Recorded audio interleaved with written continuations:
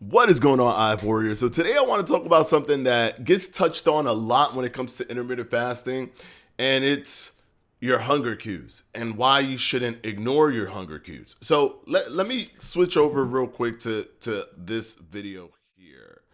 Now, this is a reasoning that this person is giving for why they don't do intermittent fasting. When someone asks me why I don't do intermittent fasting, and this person is a medical doctor, I believe. And what this person says is this. When someone asks me why I don't do intermittent fasting, where's the part where she says, oh, okay. It's titled, I respect my hunger cues. I guess she puts starving, the music from this group as, or I'm sure the song is called Starving. So she puts this to kind of emphasize because she respects her body's hunger cues. Right? And there's some comments here that we see. People are like, hey man, I tried it once for a week.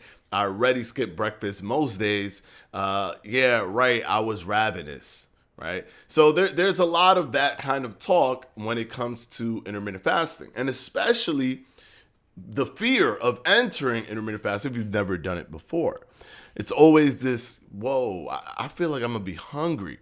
All right. So where the concept of respecting your hunger cues comes from is intuitive eating. Intuitive eating is one of those things that they use that's good for your mental health and for your obsession with weight loss. And it definitely helps those who have, psychological issues with weight loss and weight gain and things of that nature. But intuitive eating is also ranked last when studies were put together in a meta-analysis in terms of effectiveness with weight loss. And why would intuitive eating, where you respect your hunger cues, be ranked last? Because it has no agency. It's not developed or constructed for you to actually lose weight, especially when weight loss starts to get a little bit harder as you get lower. There's got to be more cognitive effort, more thought into pushing yourself to lose a little bit more weight. Hunger cues are not something that is a natural thing that is just static, right? You don't just get hungry for breakfast and lunch and dinner. You're only hungry for breakfast and lunch and dinner. Believe it or not, it's not the chicken, it's not the egg before the chicken kind of situation. It's the chicken before the egg kind of situation. Is because you eat breakfast, lunch, and dinner. So if you're eating for years, breakfast, lunch, or dinner, or maybe you skip breakfast, but you eat lunch and dinner, you will always be hungry during lunch and dinner. That is why this gentleman, for example, he says, I already skip breakfast most days. Because he skips breakfast most days, he doesn't care for breakfast, he doesn't get hungry. Your hormone, ghrelin, shoots up during the time periods when you're about to eat, because you've built a pattern of when you're about to eat. So with intermittent fasting, when you do intermittent fasting for the first time, you are going to be hungry, very hungry. I'm telling you this from experience. I'm telling you this from the studies. I'm telling you this from other people's experiences. You will be hungry because if you're used to eating a certain amount of times or in a certain amount of hour slot, your ghrelin is going to shoot. And it's going to be like, what is going on? And you're going to feel that hunger. But it only takes about 2 weeks. Then your ghrelin readjusts to the new eating pattern. So it's actually pretty phenomenal. You don't get hungry outside of your eating window. It's a weird thing. I know it's almost impossible for somebody who never tried it or tried it once for like 2 days to even fathom that on the other side of this, they'll actually be not hungry.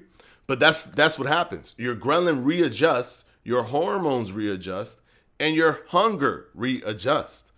If you're overeating and you're consistently overeating and you're eating all the time, you're always going to be hungry during those times. If you're respecting your hunger cues, you'll be eating all those times. You have to actually disrespect your your hunger cues so that you could create a different pattern, a pattern where you do not overeat, a pattern where you're not consistently grazing or eating all the time. So I get this argument that a lot of people make in terms of the fear of it, but when in practice, this is not actually the thing. You don't get hungry after you've been acclimated to intermittent fasting. So it's a little bit like if you actually really did it, you would know. If you looked at the studies, even studies that come out where they just do questionnaires on those who do calorie restriction only versus those who do intermittent fasting. The intermittent fasting group, believe it or not, the intermittent fasting group, the ones that you're assuming is starving themselves, they report less hunger and cravings than those who are doing calorie restriction. Well, why is that? Because although the calories might be the same, the ones that are doing calorie restriction, they're eating all the time. So they're still stimulating their body to eat, even though they're eating less calories. Now, they're more acclimated to eating less calories because that's what they're doing. But intermittent fasting group, they're more acclimated to eating less calories, and they're more acclimated to not eating throughout the day. So it just becomes one of these things where your body is now aligned with your goals. You have to push through that. Everything is like that. And intermittent fasting is no different. So yeah, you won't get, if you follow your hunger cues and you do intuitive eating, because this is what she is referring to, even though she's not saying it out loud, you will be in the worst position for weight loss, but maybe in the best position for the psychological benefits that come with it, because it did rank number one for psychological benefits in terms of like self-esteem and stuff like that, because you start to kind of nerf your thought process on weight loss altogether and not attach yourself or romanticize, being thinner or anything like that. That's what it helps you do. But what it doesn't help you do, and this is also tied to health, even if we want to pretend that it isn't, it doesn't help you lose weight more than any diet out, like more than any other diet. It's literally ranked last. And it was like 400 diets in this meta-analysis that they put together. So if you want to lose weight, don't just respect your hunger cues, because the truth is your hunger cues don't respect you until you force it to respect what you want to do. Like, you control your hunger cues. It's not the chicken before the egg. You know what I'm talking about. Anyways, until the next time, guys, peace out, and I'll see you on Friday.